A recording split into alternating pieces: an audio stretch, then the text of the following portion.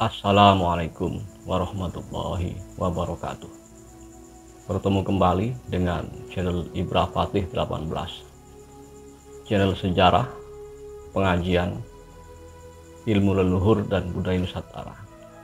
Saat ini kita akan berdiskusi tentang tema yang sebenarnya agak telat, yaitu sejarah kelam gelar haji di Indonesia. Tapi karena ini edukasi dan ini sejarah, insya Allah diskusi kita kali ini akan tetap berguna karena sejarah itu kan abadi. Jadi gelar haji itu hanya ada di Indonesia. Bahkan saat ini sudah menjadi semacam status sosial. Bahkan kadang orang yang sudah berhaji itu akan tersinggung apabila tidak dipanggil Pak Haji atau Bu Haji. Mungkin para pemirsa pun pernah menyaksikan orang seperti itu. Sejak zaman Rasulullah hingga zaman para sahabat, bahkan zaman Wali Songo itu tidak pernah ada gelar haji. Misalnya gelar Haji Abu Bakar As-Siddiq, Haji Umar bin Khattab. Bahkan di berbagai belahan dunia yang lain pun tidak pernah ada embel-embel haji di depan namanya. Misalnya Haji Mike Tyson, Haji Habib Nurmagomedov, Haji Salman Khan dan seterusnya. Atau bahkan Haji Wong Fei Hung. Tidak ada. Nah, gelar haji ini adanya pada masa Belanda, pertama kali pada masa penjajahan Belanda. Mengapa ada sejarah kelam dari penyematan gelar haji ini yang memang sejak awal mula VOC, penjajah yang berkedok pedagang, serikat dagang itu memang sangat membenci dengan orang Islam, karena orang Islam terutama para sultan di Kesultanan Islam saat itu sangat getol melawan dominasi dan monopoli VOC. Ini begitu VOC datang ke Indonesia, ke Nusantara saat itu, langsung mendapat perlawanan yang sengit dari para sultan di kerajaan atau Kesultanan Islam. Hingga pada akhirnya sampai terjadilah perang Padri dan perang Jawa yang dipelopori oleh Pangeran Diponegoro. Maka VOC semakin trauma dengan orang-orang yang dianggap sangat fanatik terhadap Islam. Jadi kalau Anda atau kita semua diberi label fanatik dalam membela hak kita sebagai warga negara dan perjuangan kita itu dilandaskan dengan semangat keberagamaan, jangan kaget kalau kita dicap misalnya fanatik, radikal dan sebagainya. Awalnya VOC ini melarang para muslim berhaji. Jika harus memaksa, maka izinnya sangat dipersulit. Bahkan orang yang pergi ke Tanah Suci, ke Makkah itu dianggap sebagai warga negara ilegal. Ini lucu ya. Jadi orang Indonesia yang saat itu masih Nusantara, sudah memiliki banyak kerajaan dan kesultanan, kemudian VOC datang dan mereka menganggap bahwa Nusantara ini sebagai tanah air mereka, kemudian memberikan aturan-aturan yang seenaknya sendiri. Ya demikianlah memang tabiat daripada kulit putih, terutama di Eropa.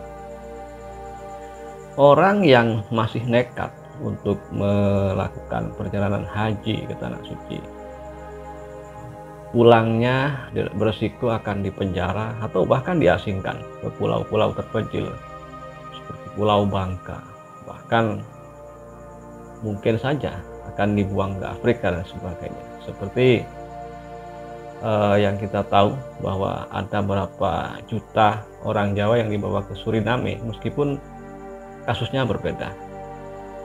Setelah VOC bubar pada tahun 1799 karena korupsi, kemudian penjajahan dilanjutkan oleh pemerintah Belanda secara sah. Jadi kalau dulu VOC ini hanya perampok yang berkedok serikat dagang, setelah dibubarkan malah secara sah kerajaan Belanda menjajah Nusantara ini. Pemerintah Belanda yang melanjutkan penjajahan ini juga tidak kalah paranoidnya. Apabila ada orang yang berhaji ke Tanah Suci, akan mereka halang-halangi karena penjajah Belanda beranggapan bahwa orang yang sudah berhaji ke Tanah Suci ini akan mendapatkan informasi-informasi yang penting dari Timur Tengah. Apalagi saat itu di Timur Tengah ini sedang musim negara-negara jajahan Eropa itu yang memerdekakan diri. Nah, penjajah Belanda ini khawatir apabila orang Islam pulang dari Tanah Suci kemudian bertemu dengan berbagai orang dari berbagai belahan dunia, mereka ini akan mendapat semangat atau pengetahuan baru tentang kemerdekaan, kemudian memperjuangkan kemerdekaan di Nusantara. Yang itu artinya penjajah Belanda terancam akan kehilangan jajahannya. Kemudian semangat jihad untuk melawan penjajah oleh penjajah ini dianggap sebagai radikalisme. Nah, ini aneh. Kalau dipikir secara logis, Belanda datang ke Nusantara ini, di mana Nusantara sudah memiliki kerajaan, memiliki wilayah-wilayah sendiri, pemerintah sendiri. Mereka datang merampas dan merampok, kemudian orang yang hendak memerdekakan dirinya dianggap sebagai kaum radikal, kaum pemberontak. Jadi parah sekali. Ini mungkin seperti yang terjadi di Timur Tengah, ini di Palestina mungkin ya. Kemudian penjajah Belanda juga curiga orang yang berhaji itu akan melakukan pemberontakan karena mendapat semangat jihad dari Timur Tengah. Nah, saat Belanda dijajah oleh Prancis dan vakum, mereka pulang dari Nusantara ini. Kemudian Inggris yang menggantikan menjajah Nusantara pada tahun 1811. Penjajah Inggris juga beranggapan kaum muslimin yang berhaji merupakan ancaman. Jadi sama. Jadi orang-orang Eropa dengan agamanya itu sangat khawatir dan Islamofobia terhadap orang-orang yang melakukan haji ini.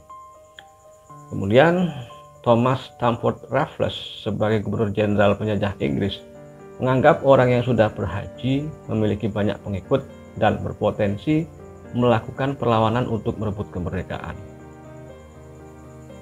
Pada tahun 1811, penjajah Inggris menerbitkan edaran agar masyarakat mewaspadai para sayyid, bukan Habib ya, para sayyid,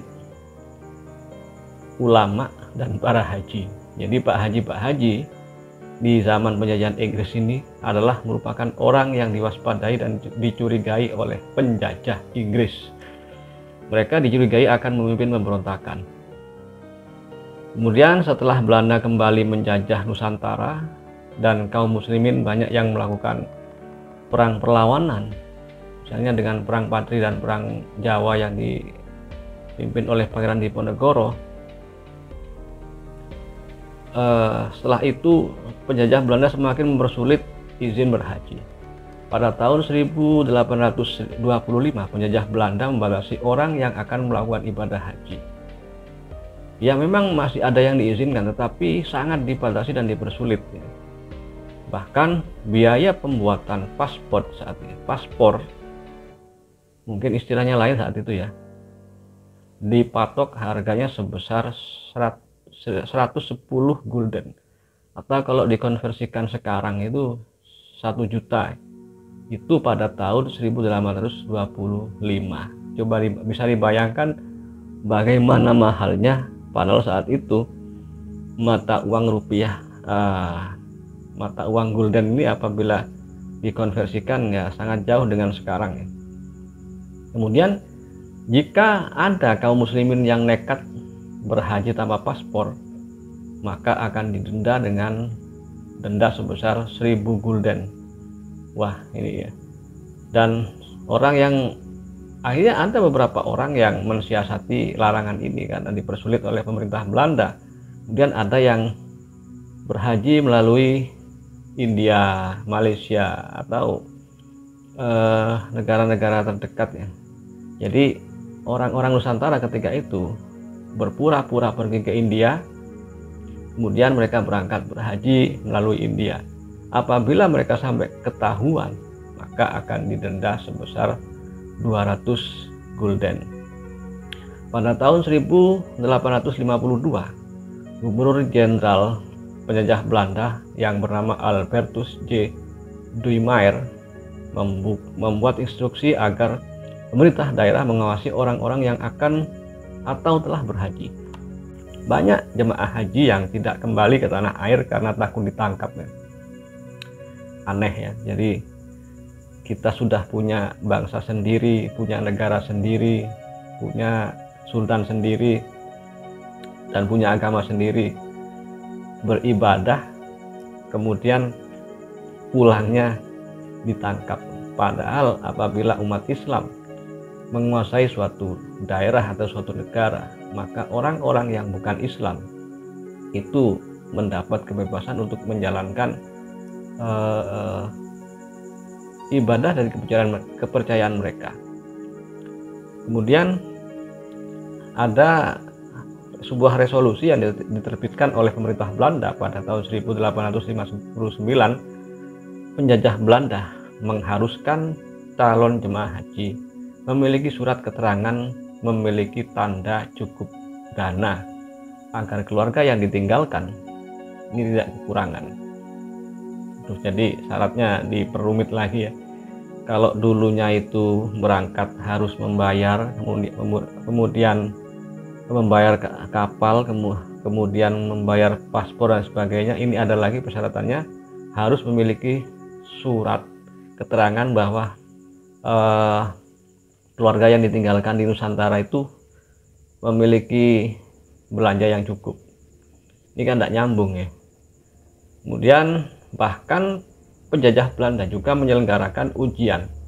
Apakah benar seseorang itu sepulang dari Makkah berhaji ini apakah benar-benar berhaji atau tidak. Jadi para pak haji atau bu haji yang pulang dari Makkah ini diberi tes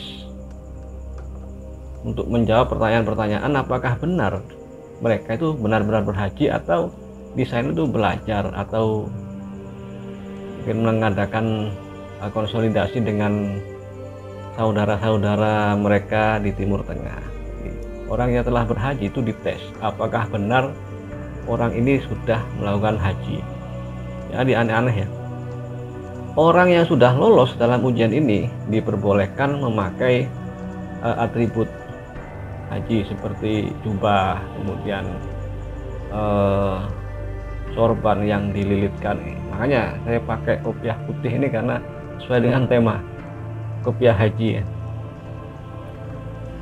Pada tahun 1872 penjajah mewajibkan para haji menggunakan gelar haji agar mudah diawasi.